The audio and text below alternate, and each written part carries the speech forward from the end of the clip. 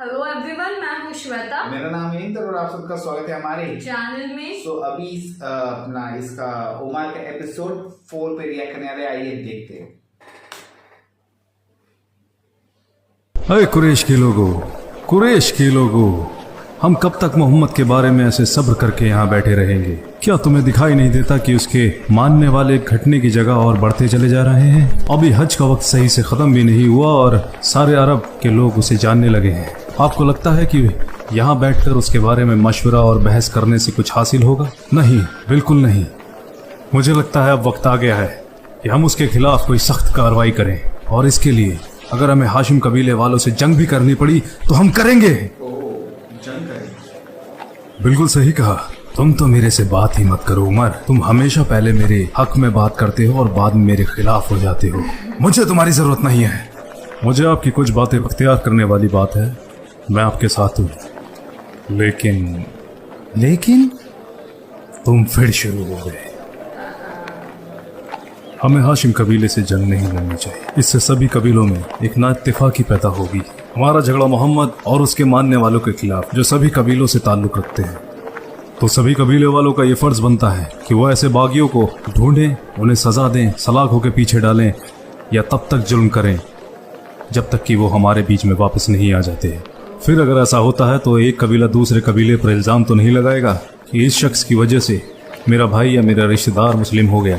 अगर ऐसा करके हम उन्हें अपने कभी साथ ही खत्म हो जाएगा। अगर वाकई में आप ऐसा चाहते हैं तो सबसे पहले अपने घरों से ही हमें शुरुआत करनी पड़ेगी। तुमने आज बिल्कुल सही कहा उमर, मैं तुमसे इत्तेफाक रखता हूँ। बिल्कुल सही बात की उमर, लेकिन कहीं ऐसा तो नहीं कि ये सब करने के पीछे उसका कोई खास मकसद हो? मेरा मतलब दौलत, मुल्क, ऐशो आराम, औरत, या हो अगर मैं वहां जाऊं और उसके सामने ये सब पेशकश रखूं, अगर वो इनमें से कुछ भी मांगता है तो हम उसे वो सब दे देंगे और बदले में वो करना छोड़ देगा जो वो कर रहा है। क्या कहते हैं? और अगर ऐसा ना हुआ तो फिर तुम्हारी मर्जी।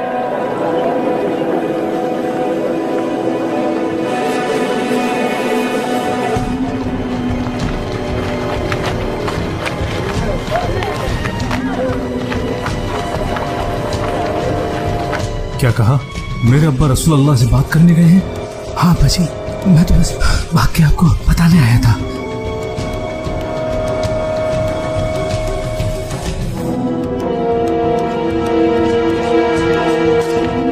या मोहम्मद, कौन बेहतर है, आप या अब्दुल मुत्तलिब? अगर कहते हो वो बेहतर थे तो वो उन खुदाओं की इबादत करते हैं जिन्हें तुम नहीं मानते। कहते हो आप बेहतर हो, तो बताओ हम आपको कैसे बेहतर माने? वल्लाही हमारे लोगों पर ऐसी मुसीबत पहले कभी नहीं आई जो आप लेकर आए हैं। हमारे लोग आपस में बढ़ गए, झगड़े हो रहे हैं और हमारा दीन भी खतरे में है। हमें तो समझ ही नहीं आ रहा कि हम क्या करें। ऐसा लगता है कि एक दूसरे से लड़कर आपस में ही बर्बाद हो जाएंगे। बताओ हमें, अगर गरीबी की शिकायत है तो हम आपको इतना माल इकट्ठा करके देंगे कि आप पूरे कुरैश के सबसे अमीर इंसान बन जाएंगे। अगर मुल्क की चाहत है तो हम आपको अपना बादशाह बना लेंगे। सलाह है तो आप चाहें तो पूरे कुरैश में जिसे चाहे चुन लें। हम आपको 10 ख्वातीन निकाह में देने के लिए तैयार हैं।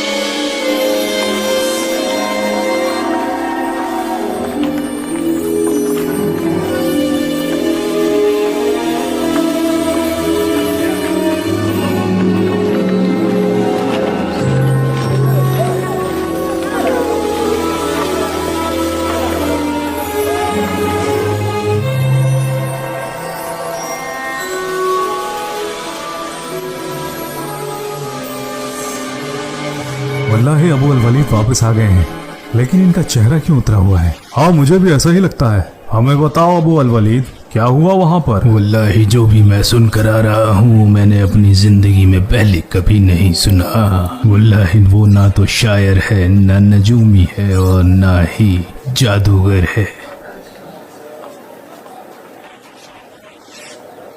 कुरैश के लोगों, मेरी बात सुनो, चाहो तो इसका सारा जिम्मा मेरे सिर पर दखल मत डालो, भूल जाओ उसे। वल्लाही वो माशरे में बड़े बदलाव लेके आने वाला है जैसा कि वो कहता है। अगर इस बीच में उसे अरब मार डालते हैं तो तुम्हारा काम वैसे भी पूरा हो गया, और अगर उसने फतेह पा ली तो उसका मुल्क तुम्हारा मुल्क और उसकी इज्जत तुम्हारी इज्जत होगी, और उसे लेकर तुम सबसे ज्यादा। मुझे लगता है अपने मीठे अल्फाजों से उसने तुम्हारे ऊपर भी कोई जादू कर दिया है अल वलीद। ये मेरी अपनी राय है, मानो या ना मानो। वल्लाही मेरे अब्बा ने हकीकत बयान की है। अगर आप लोग मोहम्मद तो कम से कम इतना तो कर सकते हो, मेरे अब्बा की सलाह मान लो। मान ले भाई, हम ऐसी सलाह क्यों मान ले? क्या तुम्हें वाकई अपने अब्बा के दीन और उनके नजरिए का ख्याल है? तो क्यों ना आज तुम हमारे साथ बैठो और हमें कोई रास्ता दिखाओ जिससे कि हम अपने दुश्मन के साथ सख्ती से निपट सकें। मैंने सुना है कि तुम बहुत होशियार हो,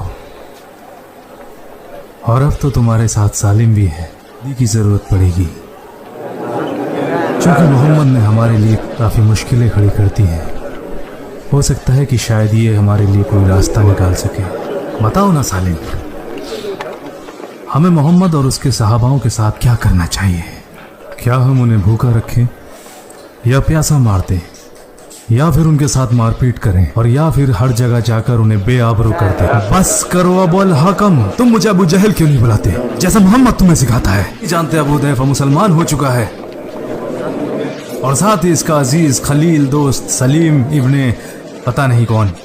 तुम जानते हो ये मेरा बेटा बन चुका है। हाँ मैं जानता हूँ तुमने इसे गोद लिया है, लेकिन जहाँ तक इसके असली बाप की बात है, अल्लाह की कसम मुझे बिल्कुल इल्म नहीं, जैसे इसको इस अपने बाप का इल्म नहीं है। रसूल अल्लाह ने बिल्कुल तुम्हें सही नाम दिया, अबू जहल। तुम वाकई सच से मुंह फेर कर लोगों में जहालत फैलाते हो। सुना आप लोगों ने, तुम अगर हमारी इज्जत नहीं कर सकते तो कम से कम अपने बूढ़े बाप अल वलीद का तो ख्याल करो। तुम्हारी इन हरकतों की वजह से उन्हें कितनी शर्मिंदगी उठानी पड़ सकती है, तुम्हें इस बात का। चुप हो जाओ अबू अल हकम, वरना तुम्हारा हश्र भी आज बुरा होगा। अल्लाह की कसम, तुमने अपने बाप का दीन मिट्टी में मिला दिया। तुमसे बड़ा अहमक और कम अकल मैंने अपनी जिंदगी में नहीं देखा। अपनी हद में रहे भद्दे गंदे इंसान, तूने अपने बाप का नाम मिट्टी में मिला दिया। अपनी हद में रहो अबू अल हकम, तुम भूल रहे हो वो मेरा बेटा है। क्या इसे याद है कि आप इसके बाप हैं? इसीलिए आपने इसे छोड़ दिया। सलमान हो चुका है, फिर भी आपने इस सच को हम सबसे छुपाया। अगर ये आपसे काबू में नहीं आ रहा तो इसे हमारे हवाले कर दीजिए। जिसने भी इसे छूने की कोशिश की, मैं उसकी नाक मिट्टी में रगड़ दूंगा। और सालिम, ये तो आपका बेटा नहीं है, इसे हमारे हवाले कर दो।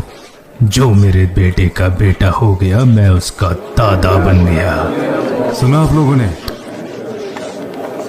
अबू अल वलीद ना तो हमें बेटा सौंपने को तैयार है और ना ही अपना पोता। तुम्हें अब्दे शम्स कबीले पे इल्जाम लगाकर बड़ी खुशी मिल रही होगी। ये तुम्हारे खिलाफ भी जा सकता है। तेला भाई अय्याश इब्ने अबी रबिया दोनों मुसलमान हो चुके हैं। हमें बदनाम करने चले हो। बताओ तुमने ये बात लोगों से क्यों छुपाई? जिनके घर शीशे के होते हैं वो दूसरों के घरों पर पत्थर नहीं मारा करते। अबुल हकम,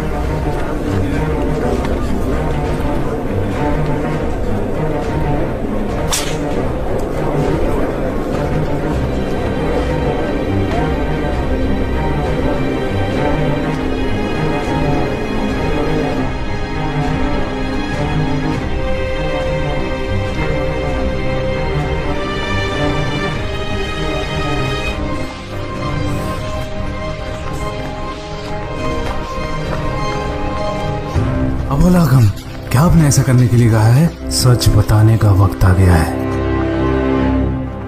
मुसलमान बन गए हो?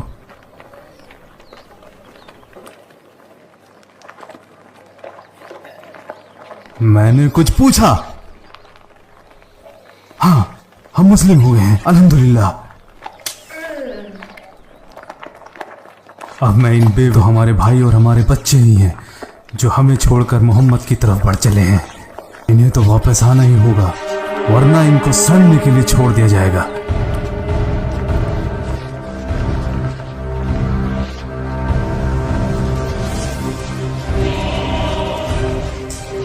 पकड़ो इन दोनों बेवकूफों को।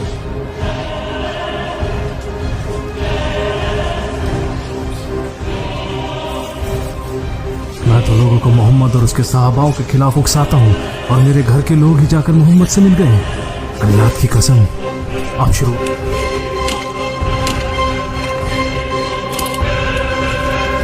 अब हाशिम और अब्द मनफ कबीले के लोग हमारे खिलाफ एक हर्फ नहीं बोल पाएंगे। अब ये तुम्हारे दोनों जिगरी दोस्त और मेरे भतीजे, अगर तुम इन्हें भूख और प्यास से तड़पते हुए नहीं देखना चाहते तो समझाओ इन्हें।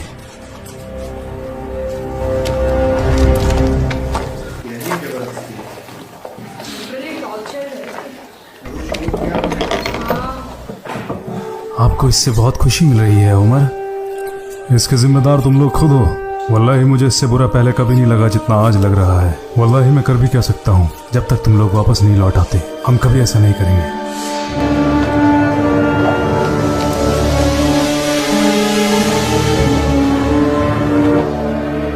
तुम्हें वो दिन याद है जब हम मक्का में बाहर घूम रहे थे और कैसे तुमने मुझे बताया था कि तुमने सहाबाओं को कहते हुए सुना है, और फिर आप लोगों ने फारस और रोम सल्तनत की बात की और बताया कि कैसे इस्लाम मशरिक से लेकर मगरिब तक दुनिया के हर कोने में पहुंचेगा, और ये भी कि कैसे मोहम्मद लोगों को एक साथ लाकर दीन के साथ जोड़ते हैं और उन्हें हक और सच्चाई की बिना पर मर्तबा दिया जाता है। वल्लाही मुझे तो उसी दिन से तुम पर शक हो गया था, लेकिन फिर भी मैंने जाने दिया। ये सोच, और अल वलीद इब्न अल मुगीरा तुम्हारे चचा हैं और मैं तुम्हारा खास अजीज दोस्त हूँ। हमें उम्मीद है कि तुम इस्लाम में भी हमारे इसी तरह दोस्त रहोगे जैसे कि हम जाहिलियत के दौर में भी थे। अब हम आगे कैसे दोस्त रह सकते हैं जबकि तुमने मोहम्मद का साथ पकड़ लिया है और मैं उनका सख्त दुश्मन हूँ। जैसे कि तुमने कहा फैसला सच और झूठ का है और तुम यकीन करते हो कि तुम सही हो और मैं गलत, उसके बाद हम कैसे दोस्त रह सकते हैं? मेरी बात सुनो उमर, तुम हाथों में सच्चाई है और तुम हक बात करते हो, ईमानदार और बाखलाक हो। जो आपके दिल में है वो आपकी जुबान पर भी दिखाई देता है। आप हर तरीके से बेहतर हैं।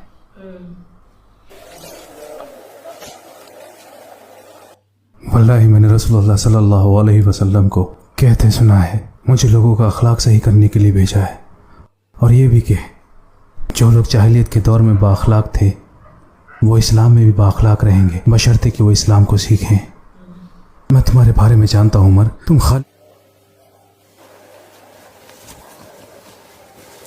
मैं दुआ करूंगा कि तुम्हारा दिल, तुम्हारी सोच और तुम्हारा अखलाक तुम्हें अच्छे और नेक रास्ते की तरफ ही लेकर जाए। अगर तुम इस्लाम को अच्छी तरीके से समझ लेते हो और हम लोग तुम्हें मानेंगे और हम सब मिलकर रसूलुल्लाह सल्लल्लाहु अलैहि वसल्लम को मानेंगे।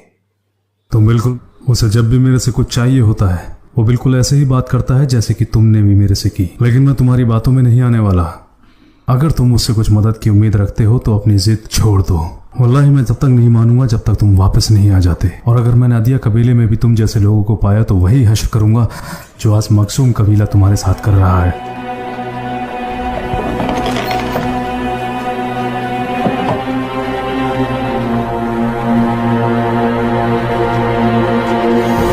बनी आदि, यहाँ आओ, मेरी बात सुनो। बनी आदि, यहाँ आओ और मेरी बात सुनो। वल्लाही ये कड़ा फैसला लेने का वक्त है। अब ये हमारी हद से बाहर है। अब हम बर्दाश्त नहीं कर सकते। उनको सजा मिलकर रहेगी। हमारी कौम के बड़ों ने फैसला लिया है, जिस कबीले ने भी मोहम्मद का साथ दिया उस पर हमारी नजर रहेगी। अगर मुझे जरा भी इल्म हुआ कि हम में से किसी ने हमारे दीन की बेहुरमत, जो कि दूसरों के लिए एक मिसाल बन जाएगा, मैं किसी में फर्क नहीं करूंगा, चाहे उसमें मेरा भाई बहन या कोई रिश्तेदार ही क्यों ना हो, और साथ में ख्वातीन, खादिम और गुलाम भी। जैसे मोहम्मद अपने सहाबाओं के साथ एक जैसा बर्ताव करता है, अमीर हो या गरीब, सबका एक ही दर्जा है। ये कहते हुए कि वो हक के रास्ते पर हैं, कि उसके साथ बराबर का बर्ताव होगा, चाहे रुतबे में छोटा हो या बड़ा। मेरा अजाब सब पर बराबर ही बरसेगा, नाफरमान को बख्शा नहीं जाएगा। अब जा सकते हो।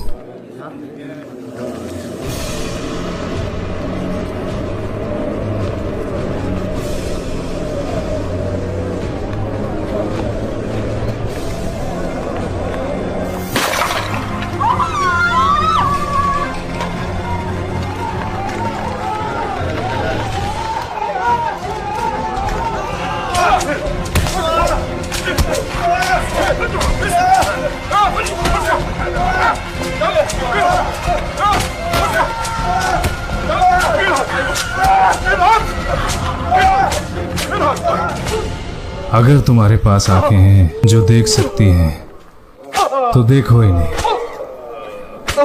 और अगर तुम्हारे पास कान हैं जो सुन सकते हैं तो सुनो इन्हें। ये तो बस आगाज है, अंजाम तो अभी बाकी है। अभी तो तुम्हारी हिम्मत पहुंचे नहीं है। जो भी इन बेवकूफों के साथ आना चाहता है आगे आए। मेरा यकीन है कि वो जरूर मरेगा, लेकिन मरने से पहले मैं उसे 1000 बार मारूंगा।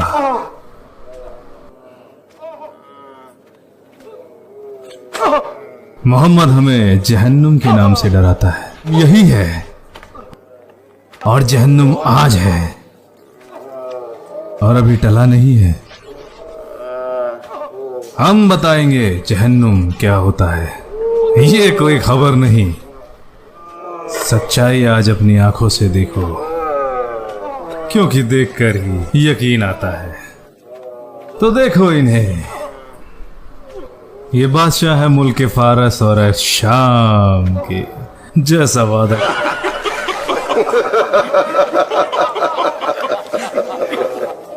मेरे मालिक, बताइए मुझे मैं आपकी क्या खिदमत कर सकता हूँ। मैं तो आपका खादिम हूँ, और आप सुरखाब के पंख से आपकी हवा कर दूं मेरे मौला। सैयदी, आपको क्या पेश करूं? महंगी शराब जो आपको खुश कर दे? अपने गुलाम को सैयदी बस एक इशारा कीजिए।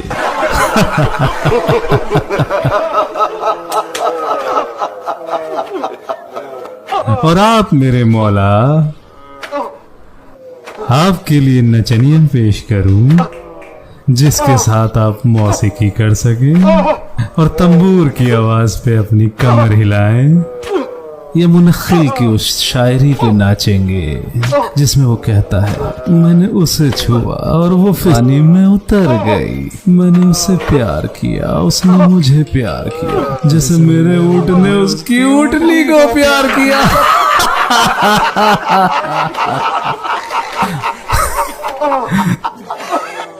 भाई, मैंने ऐसे बादशाह अपनी जिंदगी में नहीं देखे जिन्होंने सारी दुनिया का ऐशो आराम छोड़ दिया, जबकि सारी दुनिया का खजाना उनके कदमों में पड़ा था। या शायद हमें इसलिए हमें छोड़ दिया। हाय, कितना दुखी है अबू अल-हकम।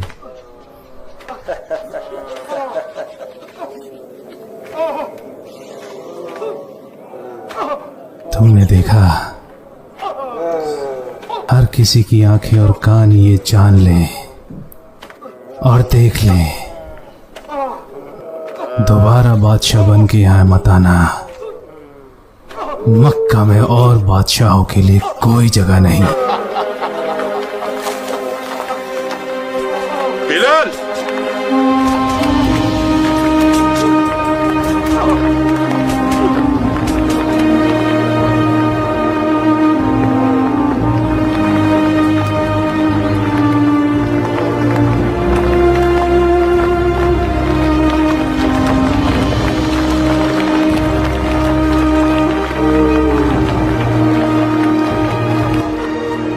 पानी लाओ।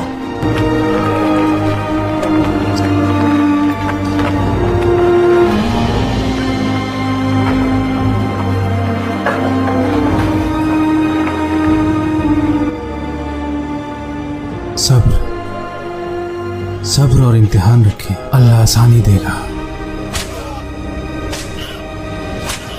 मना किया था, बोलो मना किया था ना, मना किया था। वल्लाही मैं तब तक नहीं रुकूंगा जब तक कि मैं थक नहीं जाता। नहीं नहीं,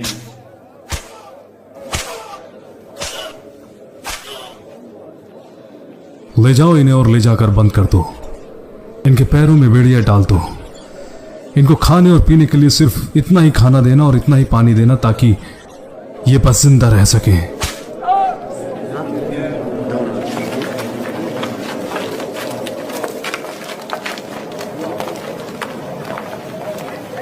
तुम यहां हो और मेरी मदद के लिए नहीं आए।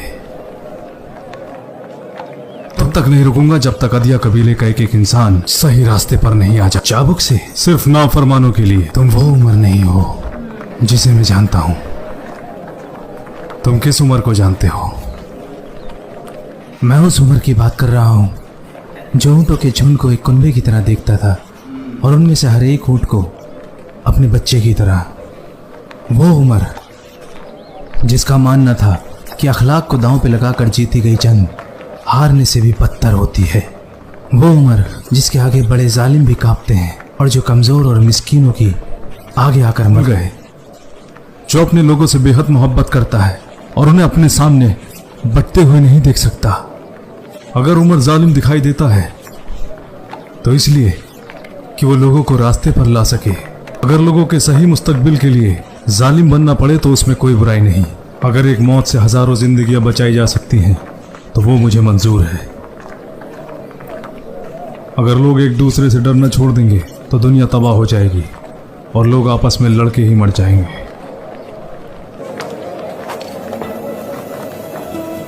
ला हौला वला कुव्वता इल्ला बिल्लाह। हक बात कही।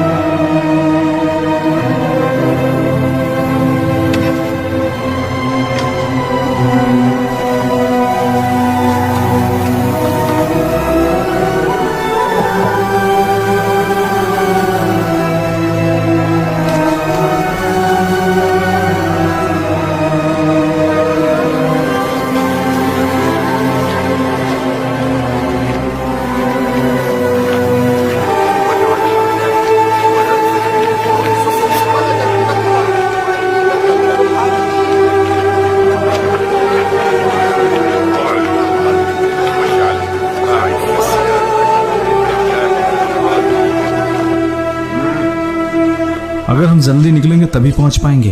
रात उसको बोला था जल्दी आने के लिए, पता नहीं अब तक क्यों नहीं आया।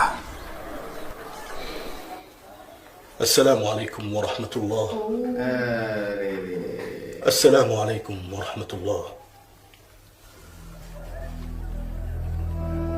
ऐ मेरे रब, मुझे हर गलत काम से बचा और मुझ पर अपनी रहमतों का साया बना। ऐ अल्लाह, अगर मैं कमजोर हूँ तो तू मुझे ताकत देने वाला है। मेरी सारी जरूरतें तुझसे हैं और तेरे सिवा कोई माबूद नहीं का सहारा है। मेरे मालिक, मैं सिर्फ तुझ में यकीन रखता हूँ और तुझसे ही मदद मांगता हूँ। मेरी जुल्म और जालिम से हिफाजत फरमा। मैं एक खुदा में यकीन रखता हूँ और मानता हूँ कि मोहम्मद आपके रसूल और पैगंबर है। तेरी ये मजाल।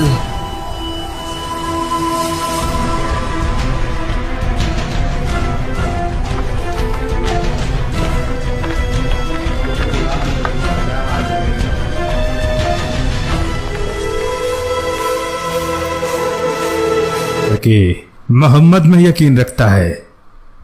मुझे इजाजत की जरूरत नहीं। गुलामों के कब से खुदा होने लगे? उनके खुदा तो उनके मालिक होते हैं। तो अपने खुदा से दुआ कर कि वो तुझे मेरे अजाब से बचा ले, ऐसा अजाब जो पूरे अरब में किसी ने नहीं देखा होगा। अगर मेरा अल्लाह मेरी आजमाइशी लेना चाहता है तो मैं तैयार हूं, बस वो मुझसे राजी हो जाए। और ये तो एक मामूली अजाब है उस अजाब के सामने जो अल्लाह तुम पर नाजिल करेगा। जलाएगा हबशी। सुनो लोगो, इस गुलाम ने हमारा दीन छोड़ा है। जो कोई भी इस पर मेरा अजाब बरसते हुए देखना चाहता है वो मक्का से बाहर आ जाए। मैं मुसलमान हो चुका हूं, लेकिन यह आज भी मुशरिक है।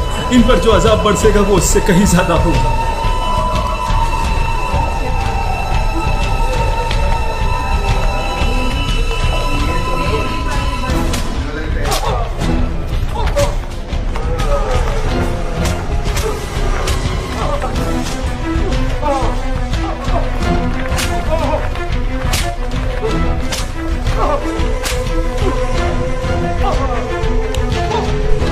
अब बता तेरा खुदा कौन है बिलाल? अल्लाह एक है और मोहम्मद मेरे नबी हैं और इस्लाम मेरा दीन है। ये ले, जब तक तू नहीं मानेगा। ये ले, ये ले, ये ले।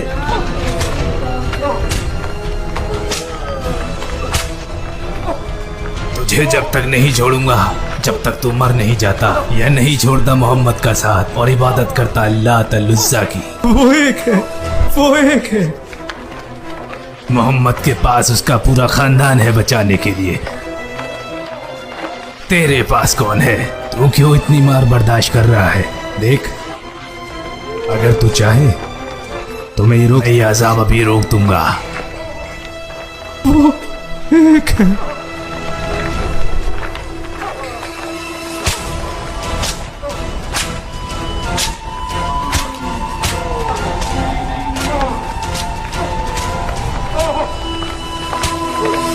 रुक जाओ, मैं कहता हूं रुक जाओ।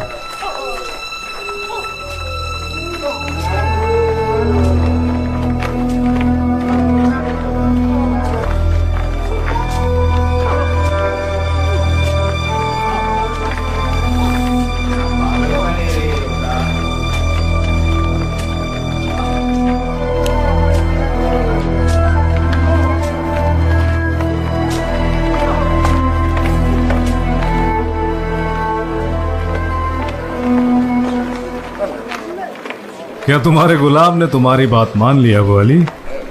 सुना था कि तुम इसे तब तक नहीं छोड़ोगे जब तक कि ये वापस नहीं आ जाता। और और तुम क्या अपने भगोड़ों को मार पीट कर थक गए हो और आराम करने निकल पड़े हो? क्या तुम नहीं जानते कि तुम्हारा साथी यासर अल-अंसी और उसकी बीवी सुमैया और उनका बेटा अम्मार सभी ने मान लिया है मोहम्मद के दीन को?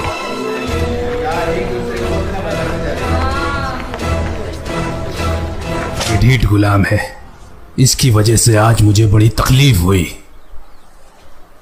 कौन ज्यादा तकलीफ में था अब्बा जी? उस पर मेरी मार का कोई असर ही नहीं हो रहा था। ये इस गुलाम की बड़ी अजीब बात है, क्या उसकी चमड़ी हमारी चमड़ी से ज्यादा सख्त है? वो तो बड़ा कमजोर दिल था। एक वक्त तो उसे जुबैर इब्न मुतीम के गुलाम ने कुछ ही पलों में हरा दिया था, मगर आज उसे ऐसा क्या हो गया? हाँ, ये मोहम्मद का किया हुआ जादू है। उसने जरूर उस पर कुछ ऐसा पढ़ के फूका है जिससे उसे तकलीफ ही नहीं होती। अच्छा होता कि अगर आप लोगों के सामने ये सब जाहिर ना करते। अब वो इंतजार में है कि कौन ज्यादा देर टिक पाएगा। तो ये बड़ी जिल्लत की बात होगी और लोग कहेंगे कि देखो गुलाम जीत गया, और फिर वो बाकी के गुलामों के लिए भी एक मिसाल बन जाएगा और लोगों के लिए आप एक मजाक बन जाएंगे। आपने तो आज उस अबू अल हाकम को सुना ही है, मैं उसे ऐसे नहीं जाने दूंगा। या तो वो बोलेगा और या मरेगा।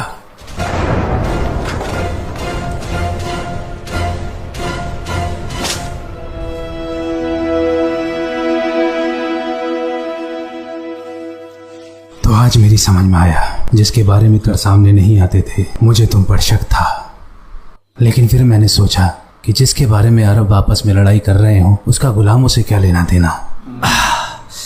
रहने दो वाशी, तुम आज भी अपने जिस्म से सोचते हो, अपने दिमाग से नहीं। सही कहा, मेरा जिस्म तुम्हारे जिस्म की तरह ही है, बस उस पर इतने घाव नहीं है। आखिर तुम उनकी बात मान क्यों नहीं लेते? मेरा जिस्म तुम्हारे जिस्म की तरह जरूर है, लेकिन मेरा दिल तुम्हारे दिल से बिल्कुल अलग है। अहमक, तुम पागल हो चुके हो। तुम मेरे लिए सब क्यों कर रहे हो वाशी? तुम मेरी परवाह ना करो, तुम्हारा मालिक नाराज होगा। शायद मैं भी पागल हूं।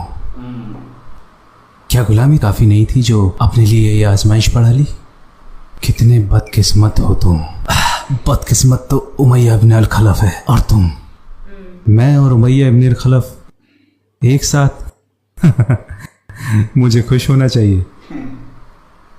हाँ, क्योंकि तुम दोनों ही गफलत में हो, जबकि मैं उस्मान इब्न अफ़्फ़ान और अली इब्न अबी तालिब के साथ हक के रास्ते पर हूँ।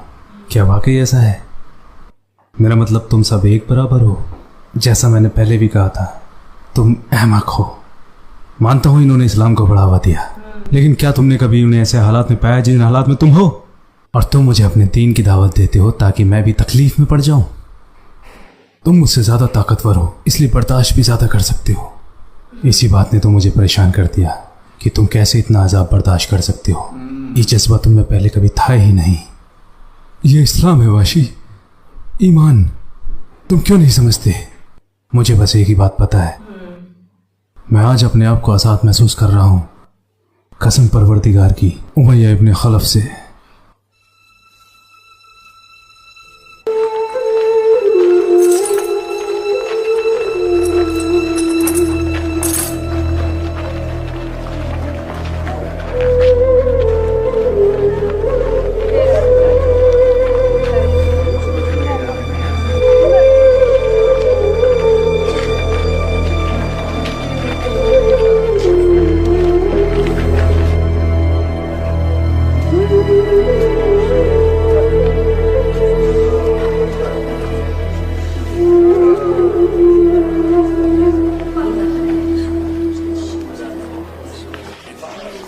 अल्लाह तरलुज़्ज़ा बेहतर है या तेरे मोहम्मद का रब? वो एक है। अल्लाह तरलुज़्ज़ा बेहतर है, वो एक है। मोहम्मद में तेरी बेयकीनी तुझे अजाब से बचा सकती है, वो एक है। तुझ पे लानत बरसेगी काले हबशी। हमारे रिश्तेदार और हमारे हिमायती। अगर गलत करें तो समझाना तो पड़ता है। हमने तुम्हें सहारा दिया, मदद की, तुम्हें खिलाया और तुम्हारी शादी भी कराई, हमारा दीन छोड़कर। तो ये सिला दोगे तुम हमारे एहसानों का?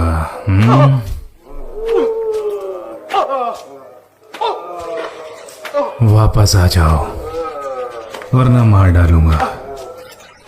सोच लो। और तू गंदी भद्दी वाहियात औरत, जी तो चाहता है तुझे अभी मार डालूं, मगर तुझे इतनी आसान मौत कैसे? बहुत तड़पेगी तू। अल्लाह की तुझ पर लानत हो, अल्लाह के दुश्मन।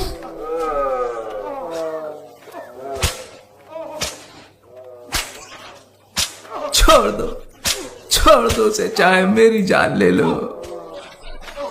तेरी भी जान लूंगा, मगर तब तक नहीं जब तक तू इनका हश्र नहीं देख लेता। यह एक रास्ता है, लानत भेजो मोहम्मद पर। मैं तुझ पर लानत भेजती हूँ, अल्लाह के दुश्मन। तू बदअखलाक है, बुज़दिल है, मगरूर है, मगर तू मेरा गुस्सा भूल गई।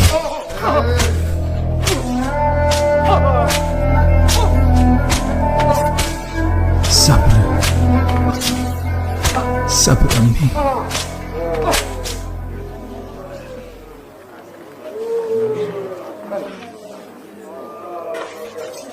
कैसा लग रहा है तुझे बिलाल? बता मुझे, जहन्नुम जिसकी तपिश की गवाही मोहम्मद देता है, उससे ज्यादा गर्म ये तपती रेत है या ये सख्त चट्टान? वो एक है। एक बार अल्लाह तआला बोल, उसके बाद मुझे तुझने भी दूंगा। वो एक है।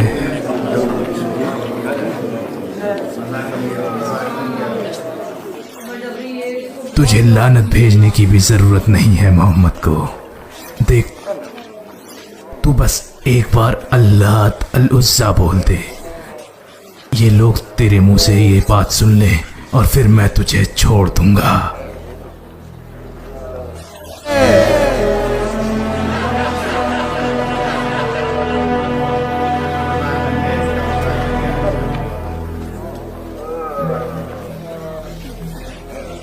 बस एक हर्फ बोल दे, अल्लाह अल-उज़्ज़ा।